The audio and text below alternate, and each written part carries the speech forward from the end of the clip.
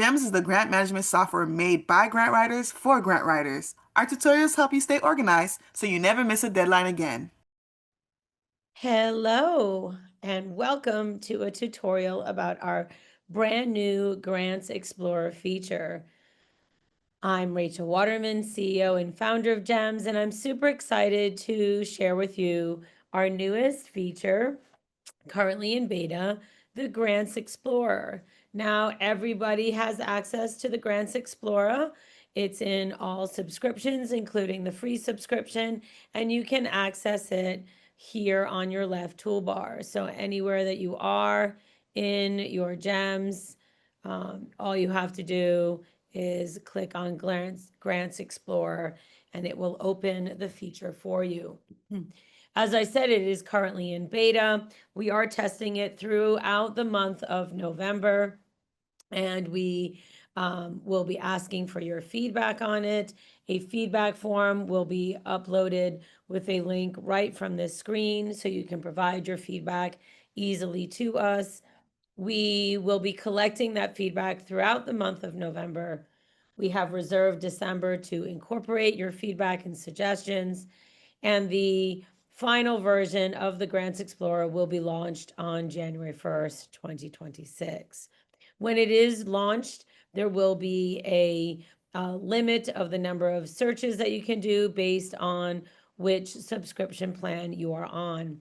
The actual number of searches per subscription plan has yet to be determined, and that decision will be made at the end of November once all the feedback is collected, and those limits will be shared in our masterclass in early December. So with that said, let's go ahead and get started, and I'll show you how to use the Grants Explorer feature. There are three parts or three tools in the Grants Explorer feature. There is Find Opportunities, which is powered by Candid. There is Find Funders and Find Recipients. Now, you can use these three tools interchangeably. I'm going to show you how each of them works and how they integrate with each other and with your existing GEMS system. You will notice also up here that you have a meter that will show how many searches you've conducted.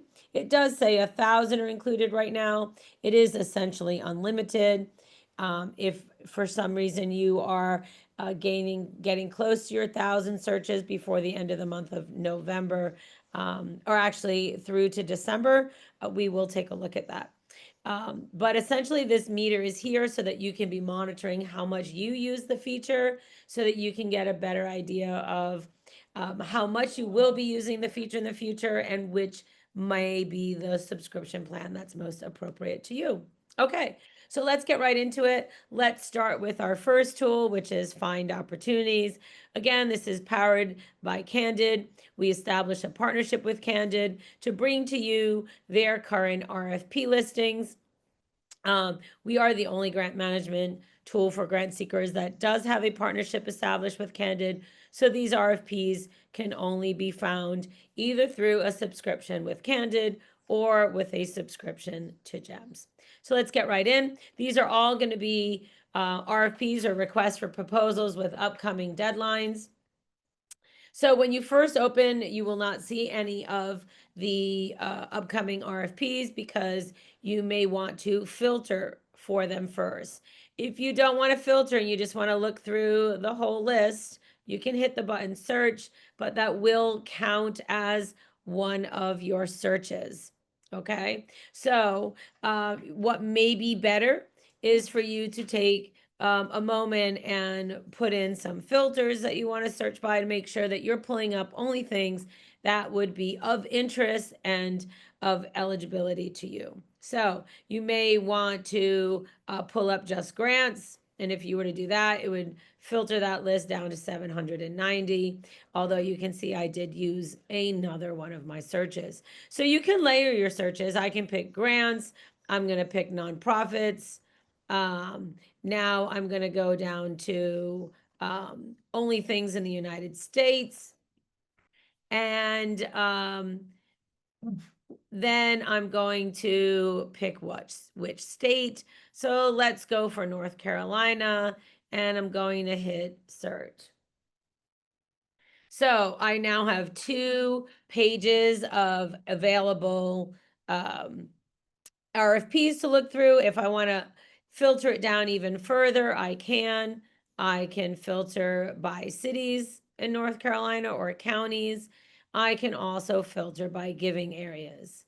And it shows me how many per giving area are available within North Carolina. So let's say I want to look just at the 9 health and human services and health, and let's say mental health care. And I'm going to filter again, and I'm going to now get just 1 page of upcoming RFPs that are probably very tailored to what I'm looking for. I can see what their deadlines are. There we go. Here's one for the Cannon Foundation. I'm going to open that one up since that sounds like it might be good for me. And when I do, I can see some summary information about the organization, its address, the different giving areas that they give to, their website, which is a hyperlink. I can go directly to their website. It will open in another tab so you don't lose your place in the Grants Explorer, and the deadline. It also is going to give me a list of other people that have received this grant and how many times they've gotten it in the last few years based on the availability of their 990s. So I can see that pretty much everyone only got it once, which may mean that they don't give it to the same people year over year, may not. I can look at who they're giving to and say, is my organization similar to these kinds of organizations? I can also go directly to their 990 if I'm looking for additional information that I haven't found here. Let's say that with this information, I know that I definitely want to add it to my work plan. I want to write this one. I can go ahead and definitely do that just by clicking Create Task. It's going to import this task directly from the Grants Explorer. I just need to pick which work plan if I have more than one in my GEMS account and tell that which work plan this is for. And then I can go through the same steps that I would for creating a task for anyone. I can then pick, once I pick which project, it will allow me to be able to assign it to anyone that's associated with that program. I can either pull from an existing funder should the Cannon Foundation already be in my GEMS, or I can import it from the opportunity. And it will come through automatically, and it will automatically add this funder to your funder records. And then I just hit create task, and it will create the task for me. Oh, I need to create. Let's make application, and there we go. And it's going to automatically create that task for me in another tab. I can also link to any one of these nonprofits that have received their money from this foundation in the past, and I can take a look at some more information about that organization through our Find Recipients tool, and I can see who else they're getting their money from. So anyone with this little icon right here means there's a hyperlink. You can see this one doesn't have it. So if I click on that, it's going to take me to this nonprofit organization, some information about the organization. I can see their 990s here.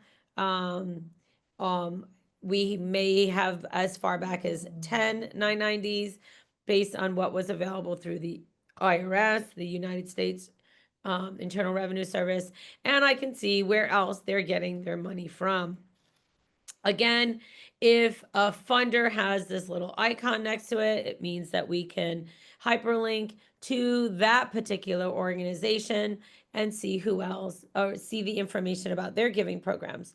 So you can see right here, the Cannon Foundation. That was how we found this recipient, was because they were a recipient of funding from the Cannon Foundation. But we can now see the other information, the other foundations that fund this organization, and I can maybe say, well, let's see maybe this foundation is relevant for me too. So this has taken us to the Find Funders tool. I'm now in the Find Funders tool, and I can see information about the funder. It gives me some summary information about the funder, how much they've awarded on their last filed 990, how many grants, and their average grant size, as well as application information. Should there be, this organization only makes contributions to pre-selected organizations. And I can see by the map the concentration of their giving. I have access to their board of directors. You can see Mr. Cannon is here. That's perhaps a link to the Cannon Foundation as well. And I can see what they give their grants for. Here are the top 9 purposes over the last 3 990s that have been filed, the most recent 990s. And then here is a full list of all of those purposes of the grants they've been giving. I can also see everyone else that they are giving money to. And again, I can go back and forth. So if I want to see the big brothers and big sisters of Central Carolinas, I can link to them. I can see who else is giving to them. I can link back to another foundation. And I can go vice versa. Now, when I find a funder that interests me, just like I could with the Find Opportunities, and I could create a task, when I find a funder that's of interest to me, I can create the funder directly from here. Now, this funder does have some more application information. So the information is listed right here. I can see additional RFPs for this funder. And if I like them, I can just hit create funder and I will add them directly to my database, my GEMS. I just have to pick which work plan it's for and it will import them immediately. If from there I want to create a new task, I can just by hitting new task. Okay, so I want to just go back to the main screen. If you remember, we entered through Find Opportunities. We bounced around a little bit so I could show you how the different tools are integrated. But let's say I'm in the Find Opportunities. I've gone through all the opportunities that I want, and I want to look up a funder. Or if I'm at the homepage and I'm not interested in finding upcoming opportunities because I've already researched them and I want to look up information about a funder, I would come to the Find Funders tool. We did get a quick look at this when we were hopping between funders and RFPs. But here is what it looks like when you enter the tool directly from the home screen or the Grants Explorer home screen. And you do have some similar search features. So I'm looking now. Normally, when I come to the Find Funders page, it's because I have the name of a funder and I want to look up their giving. So maybe we're talking about Robert Wood Johnson Foundation and we want to look up something about them. All I have to do is put in their name and it will pull them up. It will also pull up other foundations with similar names, just in case you've spelled something wrong or have an additional or missing word. But here's the Robert Wood Johnson Foundation. This is the one I'm looking for. I can click on it. And again, it's going to give me all this amazing information about the Robert Wood Johnson information. Some basic information, some idea of their how many grants they give out and what their average grant size is, application information, what they give money for, where they give, which is all over the place. I can see here how much they gave by area, excuse me. We scroll down. You can see they're giving all over. And I can see their giving by purpose, their trustees, their revenues and awards over recent years, as well as everyone they're giving to. Again, if I find a funder that I want to import into my work plan in GEMS, I can just hit create funder. Now, I can look up a funder by name, EIN, or officers. So let's say I have a family foundation that's very aware of my work and likes what I'm up to. I can go ahead and look up those officers of that family foundation and see if they're involved in any other foundations that perhaps they could put a good word into on behalf of my organization. I can also look up by EIN number or a keyword. Okay, I can also do some filters. So let's say I am looking for funders in any particular state. This is actually, there we go. I can look up, let's say I want to look up funders from Switzerland. I can do that. There they are. I can also see what they give money for and to. Here's the information. Looks like they're only giving in Massachusetts and California.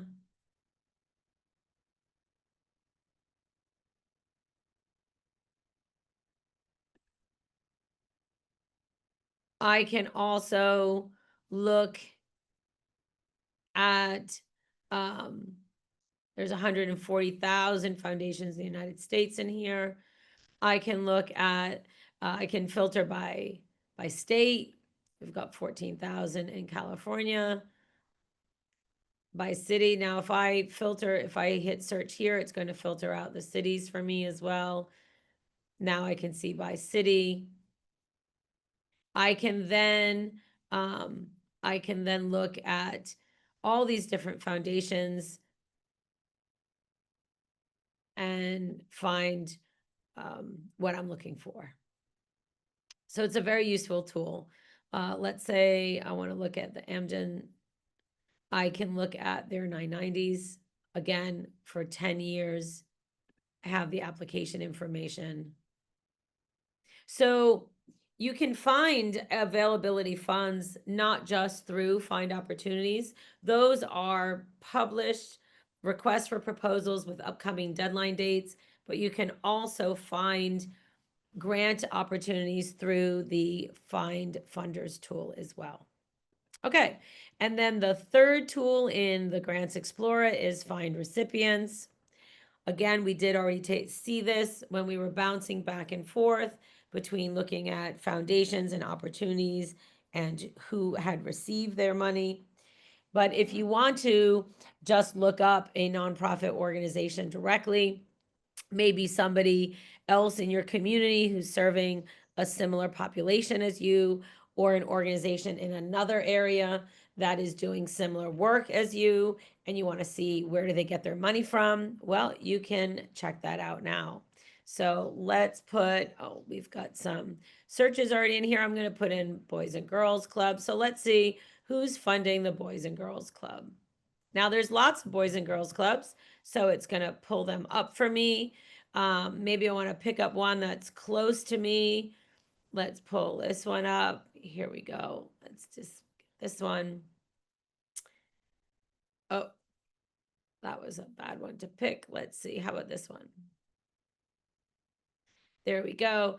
Now I can see those donors that are making contributions that have listed them on their 990. The Boys and Girls Club can be a little tricky because it can be spelt different ways. So if a funder spells the name with an ampersand, or they put an S on the end, then sometimes it won't match up directly. Let's go ahead and pull up another organization. Let's see, somebody gave me the Assistance League. There we go. There's a bunch of assistance leagues. Let's pull up the one of Yuma, California. See if we can find one. There we go.